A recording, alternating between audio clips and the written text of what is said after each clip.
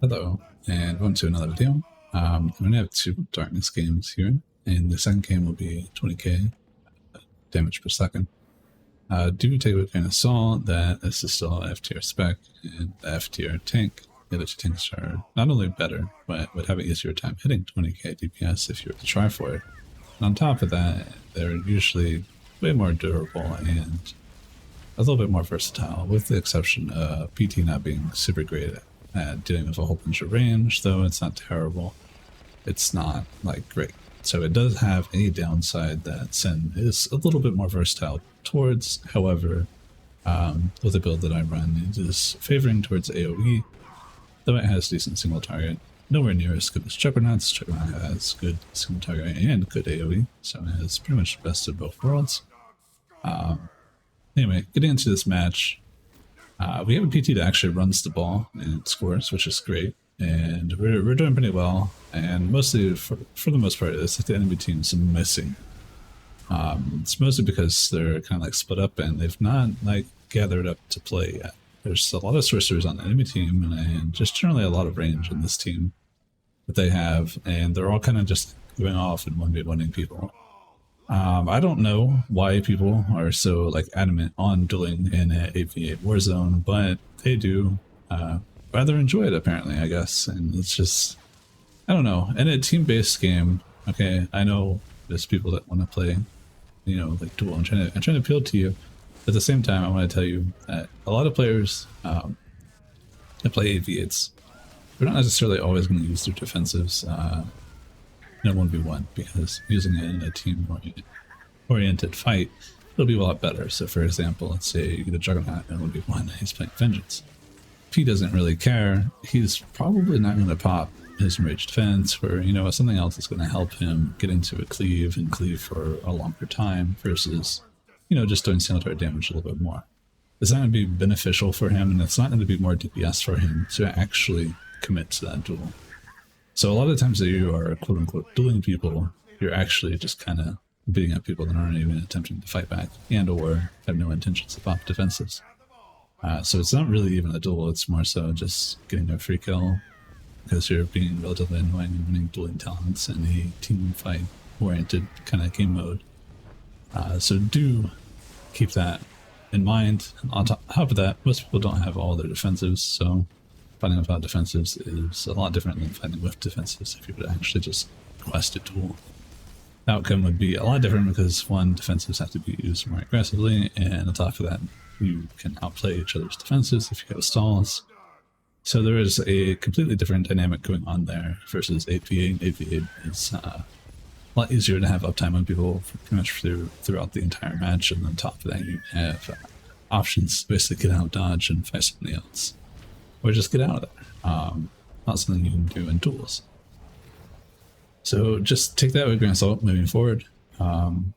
Their team starts to show up this time. Thankfully, they didn't catch me in that fear. I'm super sad that fear finds me. There's another thing that's currently like an issue with Shroud is that Carnage on Vanguard is going through Shroud still to this day. It's crazy to me that, you know, this is still an issue. It's a damage type issue, so for whatever reason, Vanguard Carbonize is not considered tech or something like that, and that's what's stopping it from working correctly. So if anybody else besides just me, which I have already done, can bug report that and try to get their attention, like, hey, this is still happening, it's not supposed to happen, can we please get this fixed? It's been a bug for many years now. That'd be great. And on top of that, since they have a lot of range and a lot of madness, I am kind of scared because the tank team mode is real and I will die for it a lot. So I do try to get out dodge most of the time, but I am trying to keep their attention, like all of them, trying to keep all of their attention so my team can actually run the ball, because that's really the only thing I'm good for. I'm not going to be able to run the ball because, one, I'm too squishy, and two, my mobility is not as good. So the best thing I can do is like separate their team and cause basically a major nuisance for everybody. I would much rather if they would clump up and I could get some AoE damage, but it's not necessary. I do end up guarding this healer every now and then, but for the most part, it's not that I value my life over them, it's that my impact as a tank and the utility that I have, I can kind of control the enemy team a lot better than just you know, what a healer would do. So sometimes I will value my ability, or you know, what my class does over him. And it's mostly just because it's, you know, it's just me and him. Like I'm going to choose me over him, and that's only because, you know, Optic Healer is very squishy and doesn't have like a crazy amount of tools to stop people. People can just choose to not chase them after they've rolled away, and that's that for that situation. So they pretty much get a free score here. I'm not too worried about this for the most part. I'm just trying to do my job the best I can, and for the most part, you know, scoring is not ultimately up to me. Not in a game like this where there's so many .dps. I am very, very vulnerable and very easily controlled by all the snipers. Sniper is actually pretty good against Assassin Tank at the moment. It's mainly because we don't have all the tools that we used to have to deal with like Sniper. If we still had Instant Roland, which I could take if I wanted to, that would be huge, or just having Roland in general. And there's another tool that I'm thinking about that's I'm completely banking on. Our tools, just in general, our abilities being missing, just hurts our ability to deal with a lot of things in general. So for example, if we're dealing with Sniper, having Spike, being able to spike them on cooldown when they're not in entrench was really important. And obviously having Electrocute saved, which was really important too. Sorry, my dog is barking a little bit. Hopefully that's not too loud. Not having those abilities definitely hurts, but regardless, it's not the biggest deal really. Going into basically what I'm doing, I'm still running mostly the same talents as last video. The major change is that I'm taking the recklessness talent when my Dark Ward stacks actually get broken, so I can have more survivability and more damage, which is nice. However, for the most part, I find myself in more situations where I find myself tank tunneled, so I am getting more value out of this talent than I am the other one, because I'm not always able to get like taunt off, and getting AoE off that will actually heal me. Especially in this match, the talent choices that I have chosen are definitely superior to the other ones. The percent heal is maybe not as useful. Taking Overcharge Saber would probably be beneficial here, but overall, it's not like going to change the game, I guess you could say, that much that I regret it, if that makes sense. Also, I did misspeak the last video.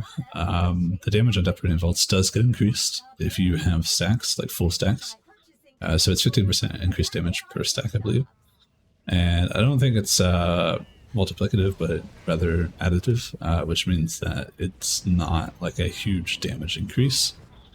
So when you go into like using the ability, if you do not crit on the ability, the damage increase is almost unnoticeable.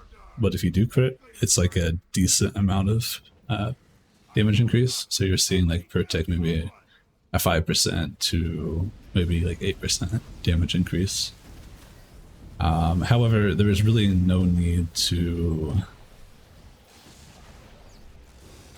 how to put it, there's no need to always get 3 stacks. It's completely unnecessary. Getting the chain vaults to like everybody is arguably more damage than you would waiting for getting a perfect down and interruptible one with increased damage, and then you know, turn around and get it interrupted because they got away or phase walked or did something to interrupt it, which there's a lot of things to interrupt it, by the way, like bubble stun. So sometimes just using it on 2 stacks is completely fine. Even 1 stack sometimes is fine because you are using it for a slow 2, which really helps you stay on target. And for the most part, this game is pretty much over. We've managed to successfully keep them from really doing anything. I believe here soon I will die, but it's not a big deal. Or no. Do I think we've already died. So we did pull that healer or whatever off of there, which can like save the game. Completely forgot to mention that. If I didn't pull that guy off, we definitely would have been screwed. now I can just hold the ball until the rest of this game is over, and we pretty much just win off of that. Again, I can't really hold the ball, but I've got Shroud up, and there's enough time for me to stay healthy to pretty much close out the victory. We end up doing top damage here, even though there's a lot of meta specs in this match. So it goes to show how important your team presence is and how you should continue to be a nuisance, no matter what. Even if you can't, find yourself being able to be tanky enough to run the ball. Now going into this match here, this one's a bit different. I immediately go for the red buff because I usually just like having it. And I noticed that their team is all pretty much showing up here, and it's a lot cleaved. So basically, kind of like the rotational thing that you will do is if there's a lot of people here, discharge, super important. Applies accuracy debuff to everybody. Also, AoE does good damage. Wither, another important ability, does good damage, and it is a massive AoE, so you can get on everybody, and applies debuff. So we're using Wither on cooldown, we're using Discharge every time it's glowing, and we use Shock to build stacks for different volts. Shock and Wither build stacks for different volts, and Discharge does not. Neither does Maul. The only time that we really use Maul proc is to reproc Shock if we want to. You can also use Lacerate to do that. So for the most part here, I'm just kind of spamming that priority. So like Wither, Shock, different volts, Wither, Shock, different volts. Pretty much you can just do that infinitely. Throwing in Severing Slash every now and then to get the AoE root off. But typically that's just the way it goes. And then you throw in Discharge, Severing Slash, Maul, Thrash, Lacerate, any of those abilities as kind of like fillers, but your main core is Wither, Shock, and different volts. Your Assassinate does not increase damage, so that is an ability that's not like super great either, so do keep that in mind. Shock will usually probably do more damage 9 times out of 10, so that's another thing to like keep into account. It doesn't mean that an Assassinate is useless, it just means that it doesn't actually hit that hard, so when you have the opportunity to use it, it's not always worth using. Especially if there's AoE to be had like this situation. We actually end up clearing them, which is funny, because we mostly have like single turret specs from what I'm seeing here. And excuse the background noise, I'm doing this in one take, and yeah, there's background noise here. Hopefully it's not too distracting. It is the middle of the day, and we go over here to hopefully fight this guy who's Leshku as a pulled him, which gave him pretty much full resolve. If you don't actually do the CC while somebody's being pulled, the resolve build for it is not that high, and on top of that, it's not that much resolve depending on how far you pull them. If you pull them really far, it's huge resolve. If it's not that far, it's not that much resolve. I was going to pull and stun him, which would most likely would void fire him, but since he stunned him in midair, we lost about a second of stun there, so kind of irrelevant whether we get this node or not. But we did end up getting it, which is cool. And from this situation, I asked him where his team is, because I'm like, okay, he's a healer, and I would love to continue cleaving, increase the damage, and see what the spec can actually do in cleave.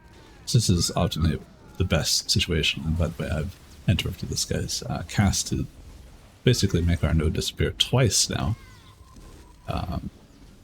Thankfully my tab target was pretty responsive, and I was able to make sure that he didn't get that off. So in this situation, we're pretty much the only ones here. We're kind of just trying to keep our taunt on cooldown when we start taking damage, so we can get the percent heal. Now that we've taken damage, we're starting to try to take advantage of the percent heal. We do have AoE taunt here too. We'll use that, and then we'll go into Stepper and Volts. This will give us a lot of percentage heal, and then we also get some heals from the healer here. As much as I would like to guard him, my presence being here is just more important than he is, and it's not... Again, I know it sounds like I'm so selfish. It's not that I can guard him, it's that, I guard him and I'm gonna die faster, and therefore nobody will be here. So establishing my presence and my damage pressure here is just far more important objectively. Even though I am kind of like just pushing numbers and whatnot, I am actually still here with a purpose. I am actually on a node. I'm doing something important, so I'm able to play objectively, but also at the same time, not really like able to support my team in the way that a true tank could. If there was another tank in this game, they would be the main tank, and I would only be like the supporting tank because I can lower their damage, but I can't necessarily guard people all the time. I might be able to guard people for brief moments, but I'm not able to guard them for a very long time. So me just staying alive as long as I can is more valuable because I can deny the node and allow us to win better objectively. And we got lucky with our spawn, so did the healers, so we're immediately able to go back into here and make sure that they don't even get a second of this node, which is huge.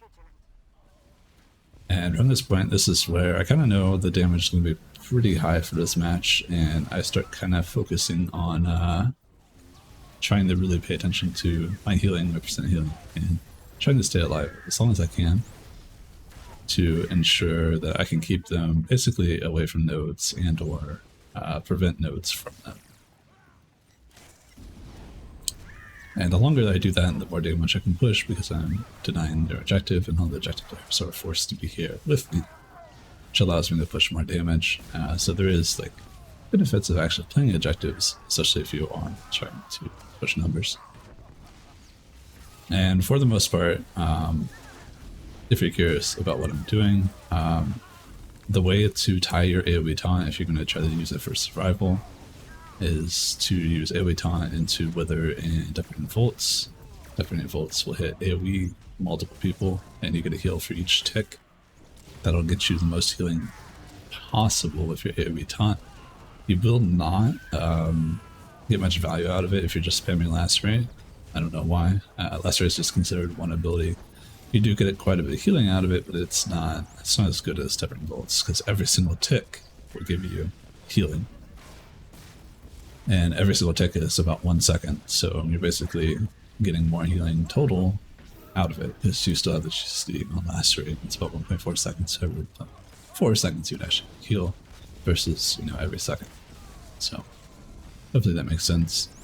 And then also with your regular taunt, you know, following the shock, you're able to extend the duration of the taunt so you get more percent healing overall. It's another thing that you can think about and try to do. Does allow for some ability to kind of like shut one person down really bad if you're not interrupted and you're able to maintain that shock / taunt duration on somebody. And in my experience, a lot of times I end up getting tank tunneled for the amount of nuisance I guess I could definitely cause. I can't imagine playing against me. It's very fun. It's probably really annoying, so I completely understand and say it's justified. I do not mind one bit if you tank tunnel me. It is, it's probably sometimes in your best interest, especially if you're a class that can do it pretty well. Unfortunately, none of these guys are that great at doing tank tunnel damage, so I'm not really worried.